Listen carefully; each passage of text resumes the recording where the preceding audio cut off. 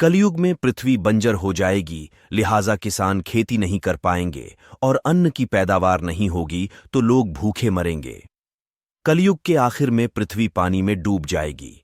इसके अलावा इस युग का अंत करने के लिए भगवान श्री कृष्ण खुद धरती पर कल की अवतार लेंगे और तब इस युग का अंत होगा। 4. कलयुग।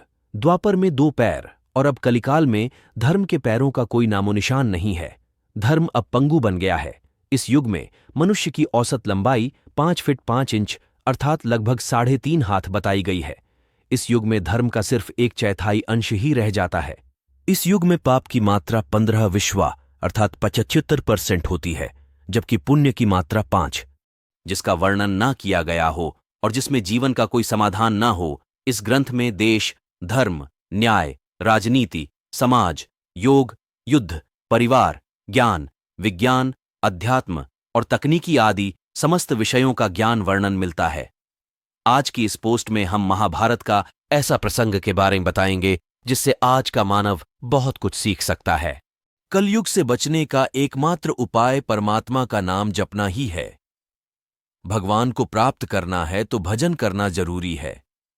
मोह, माया, छल कपट, ईर्ष्या की भावना का त्याग करके भगवान के नाम का स्मरण करना ही एक सच्चे भक्त की भगवान के प्रति सच्ची भक्ति है। श्री कृष्ण कहते हैं, कलयुग में ऐसे लोग रहेंगे जो बड़े ज्ञानी कहलाएंगे, विज्ञान की चर्चा करेंगे लेकिन उनके आचरण राक्षसी होंगे। वह बड़े पंडित और विद्वान कहलाएंगे, किंतु यह देखते रहेंगे कि कौन सा मनुष्य कब मरे और हमारे नाम से संपत्ति कर जाए। हे अर्जुन, संस्था के व्यक्ति विचार करेंगे कौन सा मनुष्य मरे और संस्था हमारे नाम पर हो जा। श्री कृष्ण जवाब देते हैं, मैं तुम्हें इसका सीधा सा उत्तर तो नहीं दे सकता, लेकिन हां, तुम 5 भाई वन में जाओ और वन में जो कुछ भी दिखे मुझे आकर बताओ। मैं तुम्हें उसका कलयुग में प्रभाव बताऊंगा। इसके बाद 5 भाई वन में चले गए। उन्होंने वन में जो देखा वह देखकर आश्चर्यचकित रह गए। कलयुग का मनुष्य शिशुपाल हो जाएगा। कलयुग में बालकों के लिए ममता के कारण इतना करेगा कि उन्हें अपने विकास का अवसर ही नहीं मिलेगा। मोह माया में ही घर बर्बाद हो जाएगा।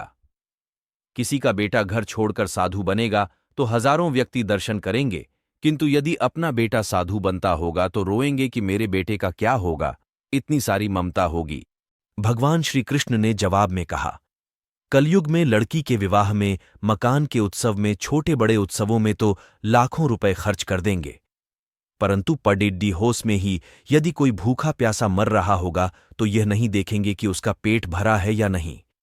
उनका अपना ही सगा भूख से मर जाएगा, उसे देखते रहेंगे। और दूसरी ओर मौज, मदिरा, मांस भक्षक। कलयुग के 5000 साल बाद गंगा नदी सूख जाएगी और पुण्य वैकुंठ धाम लौट जाएगी। जब कलयुग के 10,000 वर्ष हो जाएंगे तब सभी देवी देवता पृथ्वी छोड़कर अपने धाम लौट जाएंगे। इंसान पूजन कर्म, व्रत उपवास और सभी धार्मिक काम करना बंद कर देंगे। एक समय ऐसा आएगा कि जमीन से अन्न उपजना बंद हो जाएगा और पृथ्वी जलमग्न हो जाएगी।